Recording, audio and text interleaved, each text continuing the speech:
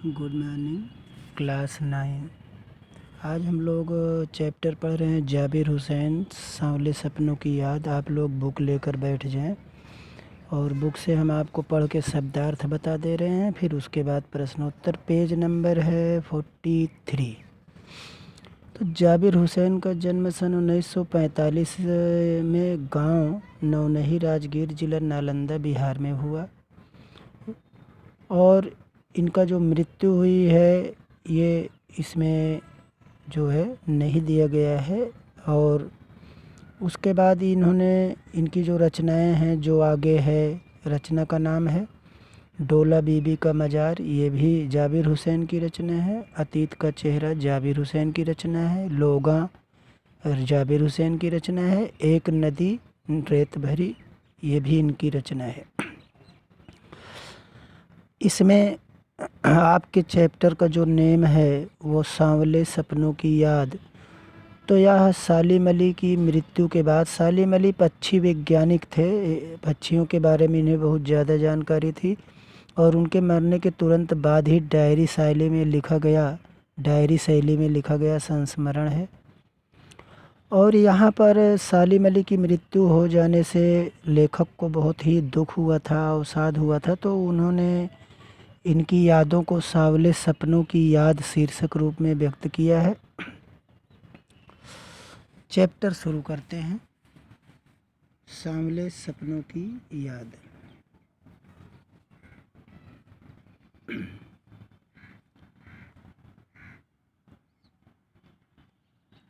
आपको स्क्रीन पे दिखेगा, नहीं दिख रहा है तो आप बुक से मिलाइए। सुनहरे परिंदों के खूबसूरत पंखों पर सवार सांवले सपनों का एक हुजूम मौत की खामोश वादी की तरफ अग्रसर है। यहाँ पहला प्रश्न आपका बनता है कि सांवले सपनों का हुजूम कहाँ जा रहा था।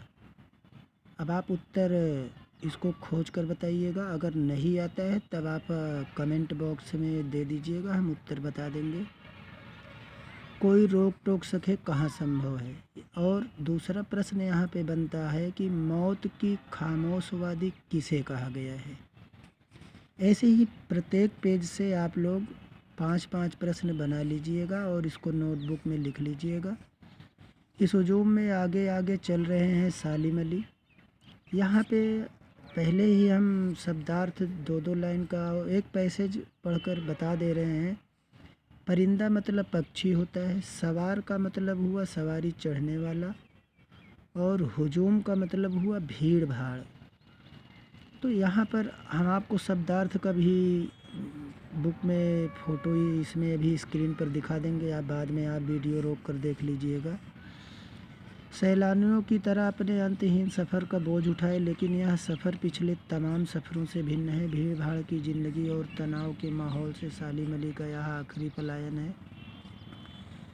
अब तो वो उस वन पक्षी की तरह प्रकृति में विलीन हो रहे हैं जो ज़िंदगी का आखिरी गीत गाने के बाद मौत की गोद में जा बसा हो।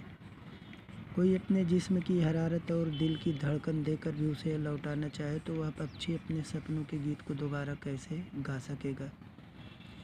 यहाँ पक्षी के माध्यम से लेखक ने यह स्पष्ट किया है कि जो सालिम अली थे, जैसे एक पक्षी अगर मौत की गोद में चला जाए तो वो अपने आवाज़ के माध्यम से गाना नहीं गा सकता है। ऐसे ही भीड़ भाड़ की ज़िंदगी से, माहौल से जो है सालिम अली वो अपना आखिरी पलायन का मतलब होता है भाग जाना या दूसरी जगह जाना। तो चूँकि वो उनकी मृत्यु हो गई है तो वो दूसरे लोग चले गए हैं, इसीलिए लेखक ने यहाँ पे बताया है कि अब हम लौटाना भी चाहें तो उनके सपनों के गीत को दोबारा नहीं गाया जा सकता। शब्दार्थ देख लेते हैं। सैलानी सैर करने वाला, सफ़र यात्रा करना। फिर अगला शब्द है तमाम। तमाम का मतलब बहुत अधिक। फिर प्रकृति का मतलब है नैसर्गिक, और विलीन का मतलब है लुप्त या ओझल, गोंद, आंचल या पहलू। जिस्म शरीर, देह, बदन। जिस्म का पर्यायवाची हमने बता दिया। हरारत का मतलब होता है हल्का ज्वर या ताप या गर्मी। धड़कन का मतलब होता है हृदय का स्पंदन, जो हमारा दिल करता है धक धक धक। मुझे नहीं लगता है कोई इस सोए हुए पक्षी को जगाना चाहेगा। वर्षों पूर्व खुद सालिम अली ने कहा था कि लोग पक्षियों को आदमी की नज़र से देखना चाहते हैं, या उनकी भूल है। ठीक उसी तरह जैसे जंगलों और पहाड़ों, झरनों और आबशारों को वो प्रकृति की नज़र से नहीं, आदमी की नज़र से देखने को उत्सुक रहते हैं। भला कोई आदमी अपने कानों से पक्षियों की आवाज़ का मधुर संगीत सुनकर अपने भीतर रोमांच का सोता फूटता महसूस कर सकता है। यहाँ फिर हम शब्दार्थ बता देते हैं कुछ, जैसे है सोए हुए। तो सोना का मतलब यहाँ हम 3 पर्यायवाची बता दे रहे हैं, निद्रा, शयन, तंद्रा। मीन्स ये स्लीप है, गोल्ड नहीं। जगाना शब्द का मतलब है चेतन बनाना या जागरूक करना। पूर्व शब्द का अर्थ हो जाएगा पहले। नज़र का मतलब निगाह, चितवन या दृष्टि। फिर अगला शब्द है आबशार, निर्झर या झरना। आबशार का मतलब होता है कानों की पर्यायवाची कान जो होता है, ईयर, इसका हम लोग पर्यायवाची देख लेते हैं, कर्ण होगा, श्रुति, श्रवण। फिर है रोमांच। रोमांच का मतलब है हर्ष, भय आदि के कारण शरीर में रोंगटे खड़े होना, रोमांच कहलाता है। और रोम क्या कहते हैं, रोंगटे क्या होता है, शरीर के कोमल बालों को हम रोंगटे या रोम कहते हैं। सोता फूटना शब्द का मतलब होता है भीतर से झोंक के साथ बाहर आना। और महसूस शब्द का अर्थ हो जाएगा जिसका अनुभव किया जाए। फिर एहसास की ऐसी ही एक ऊबड़ खाबड़ ज़मीन पर जन्मे मिथक का नाम है सालिम अली। इसमें भी एहसास शब्द का अर्थ है प्रतीति या अनुभव। ऊबड़ खाबड़ का मतलब असमतल, इसमें द्वंद्व समास है। मिथक कहते हैं कल्पित कथा को। पता नहीं इतिहास में कब कृष्ण ने वृंदावन में रास लीला रची थी, शोक गोपियों और अपनी शरारतों का निशाना बनाया था, कब माखन भरे भांडे फोड़े थे। तो यहाँ ये पेज आपका समाप्त हुआ। अंतिम 4-5 शब्द हैं, अर्थ बता देते हैं। तो वृंदावन क्या है, तो ये एक स्थान का नाम है, कृष्ण जी की पावन धरती। रास लीला में तत्पुरुष समास हो जाएगा। शोक का मतलब होता है चंचल, चटकीला या तेज। शरारत का मतलब दुष्टता। और भांडे का मतलब होता है बर्तन। तो ये पेज इस तरह से हमारा समाप्त होता है और हम आ जाते हैं ये अगले पेज पर। आप लोग बुक अपना देखते रहिएगा।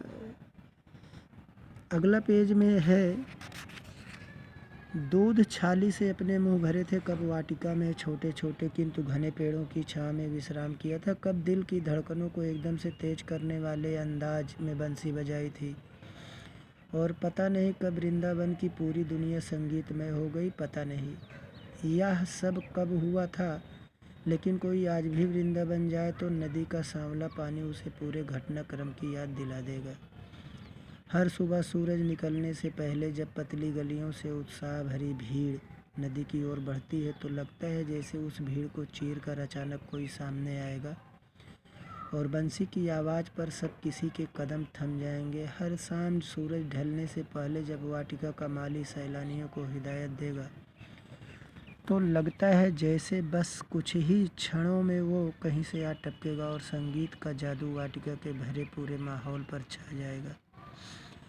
वृंदावन कभी कृष्ण की बांसुरी के जादू से खाली हुआ क्या। अब यहाँ पर आपका शब्दार्थ है, भांडे तक हम लोग देखे थे, दूध छाली। तो दूध छाली तत्पुरुष समास इसमें हो जाएगा। वाटिका का पर्यायवाची होगा बाग, बगीचा, वन, उपवन। संगीतमय शब्द में अव्ययी भाव समास है। घटनाक्रम में तत्पुरुष समास है। और उत्साह शब्द का अर्थ उमंग या हौसला होता है। कदम शब्द की पर्यायवाची पैर, पांव, पग होता है। हिदायत शब्द का अर्थ होता है अनुदेश या रास्ता दिखाना। भरे पूरे शब्द में द्वंद्व समास है। ध्यान दीजिएगा बच्चों कि भरे पूरे शब्द में द्वंद्व समास है, लेकिन अगर शब्द आ जाता है भरपूर तो अव्ययी भाव हो जाएगा। जादू का पर्यायवाची होती है माया, चमत्कार अथवा इंद्रजाल। अब हम अगला पैसेज पढ़ते हैं। मिथकों की दुनिया में इस सवाल का जवाब तलाश करने से पहले एक नज़र कमज़ोर काया वाले उस व्यक्ति पर डाली जाए जिसे हम सालिम अली के नाम से जानते हैं। उम्र को सदी तक पहुंचने में थोड़े ही दिन तो बच रहे थे। संभव है लंबी यात्राओं की थकान ने उनके शरीर को कमज़ोर कर दिया हो और कैंसर जैसी जानलेवा बीमारी से उनकी मौत का कारण बनी हो। लेकिन अंतिम समय तक मौत उनकी आँखों से वह रोशनी छीनने में सफल नहीं हुई जो पक्षियों की तलाश और उनकी हिफाजत के प्रति समर्पित थी। सालिम अली की आंखों पर चढ़ी दूरबीन उनकी मौत के बाद ही तो उतरी थी। इस पैसेज का भी हम लोग शब्दार्थ देख लेते हैं। तो यहाँ पर हम लोग अभी पढ़े थे जादू। इसके बाद है तलाश माने खोज, काया माने शरीर, देह, तन। थोड़ा का अर्थ होता है अल्प, संभव का अर्थ होगा हो सकने योग्य, थकान का अर्थ शिथिलता या थकावट, और मौत का अर्थ होता है मृत्यु। सफल का मतलब होता है कारगर या कामयाब, हिफाजत, देखभाल, रक्षा। समर्पित का मतलब हुआ समर्पण किया हुआ। बाद शब्द का अर्थ होता है पश्चात। अगला पैसेज हम लोग पढ़ते हैं। जैसा उन बर्ड वाचर शायद ही कोई हुआ है, उन जैसा बर्ड वाचर शायद ही कोई हुआ हो, लेकिन एकांत क्षणों में सालिम अली बिना दूरबीन भी देखे गए हैं। दूर क्षितिज तक फैली ज़मीन और झुके आसमान को छूने वाली उनकी नज़रों में कुछ कुछ वैसा ही जादू था जो प्रकृति को अपने घेरे में बांध लेता है। सालिम अली उन लोगों में थे जो प्रकृति के प्रभाव में आने की बजाय प्रकृति को अपने प्रभाव में लाने के कायल होते हैं।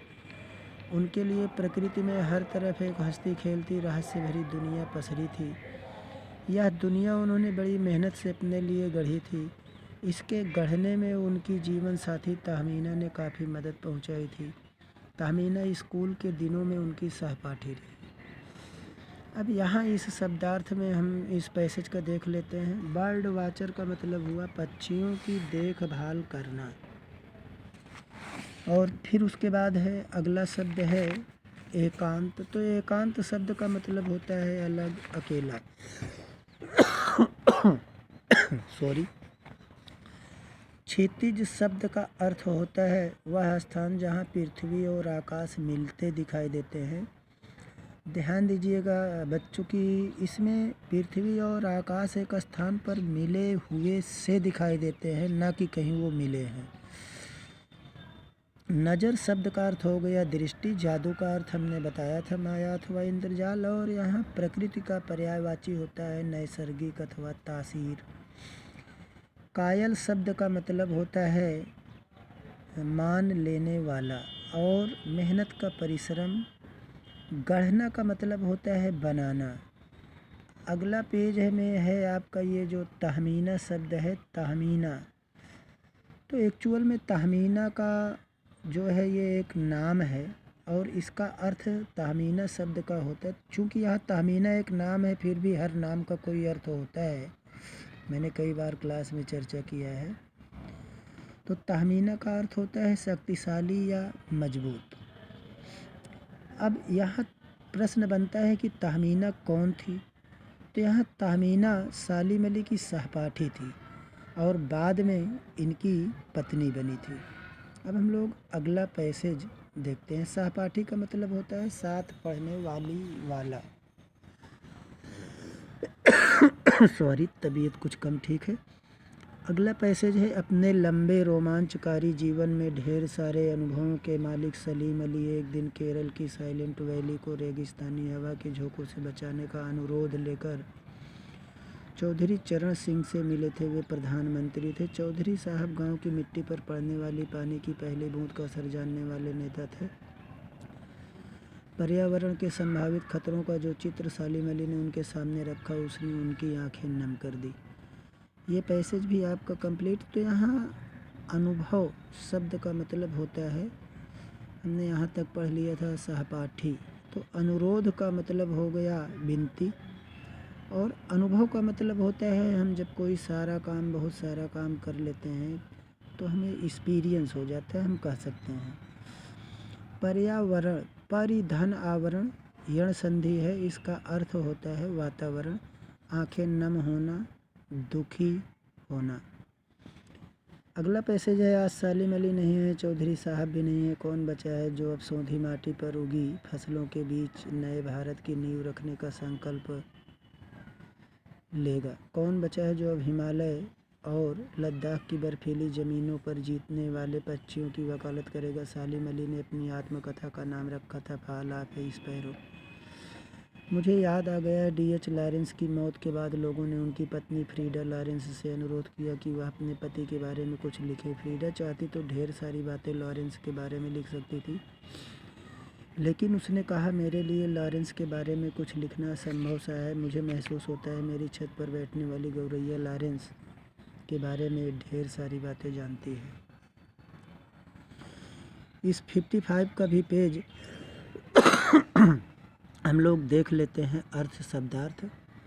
सोंधी माटी यानी सुगंधित मिट्टी, नींव का मतलब आधार, संकल्प माने दृढ़ निश्चय,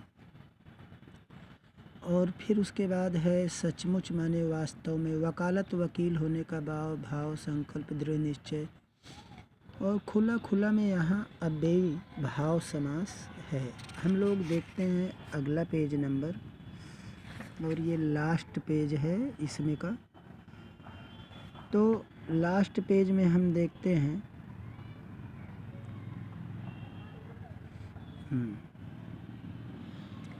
वो सचमुच इतना खुला खुला और सादा दिल आदमी था, मुमकिन है लॉरेंस मेरी रगों में, मेरी हड्डियों में समाया हो, लेकिन मेरे लिए ये कितना कठिन है उसके बारे में अपने अनुभवों को शब्दों का जामा पहनाना।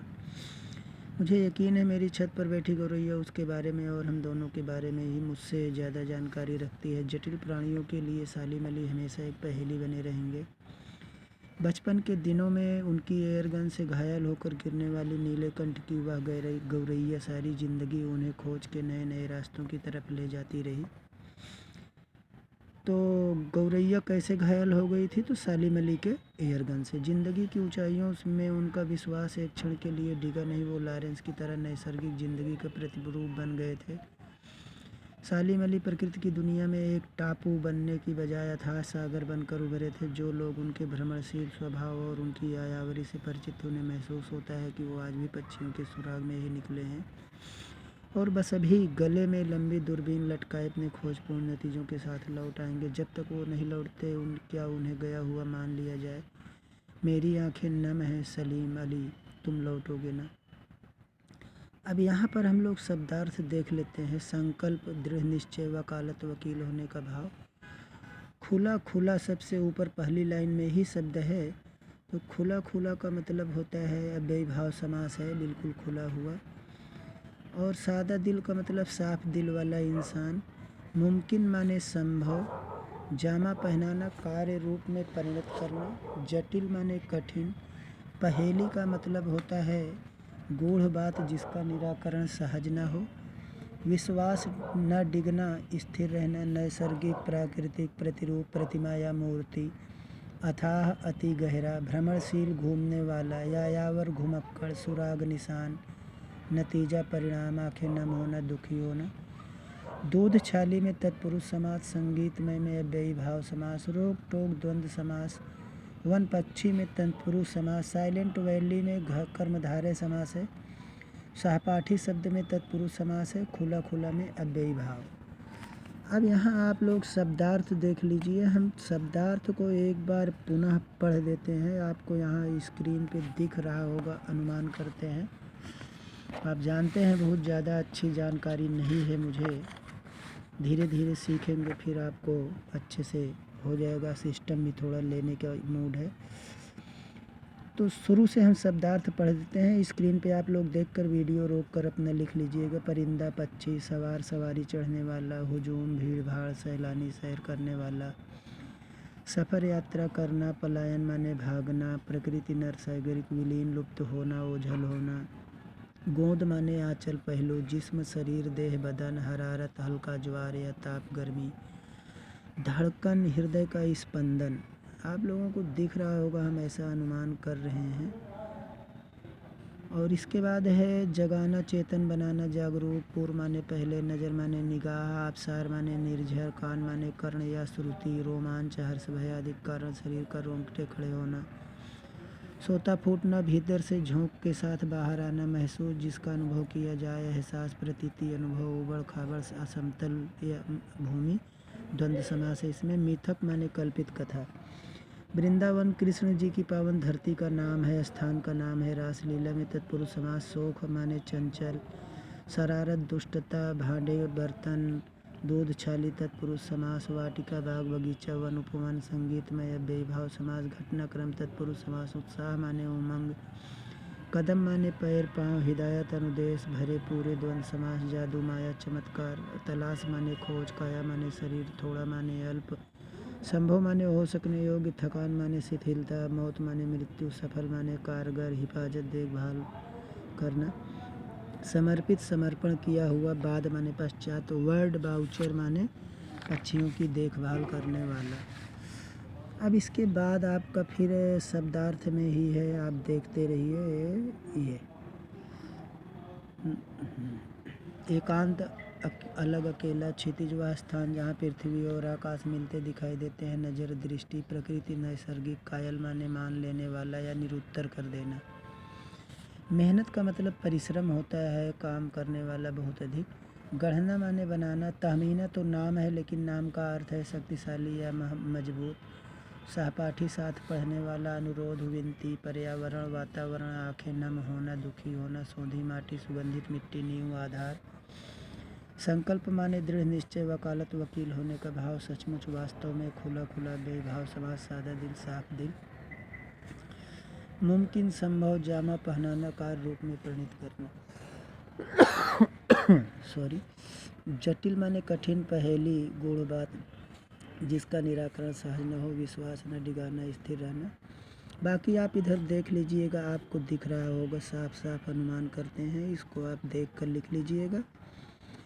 अब इसके बाद हम लोग नेक्स्ट वीडियो में प्रश्नोत्तर आपके एक्सरसाइज कंप्लीट करवाएंगे। और ये वीडियो आपके लिए कैसा रहा ये हमें कमेंट बॉक्स में ज़रूर बता दीजिएगा बच्चों, ताकि हम आपको इसमें जो कमियां हो सुधार सकें। और अगर कोई शब्द का अर्थ या कोई प्रॉब्लम है तो आप कमेंट बॉक्स में लिख दीजिएगा, हम उसको अगले वीडियो में दूर कर देंगे। धन्यवाद।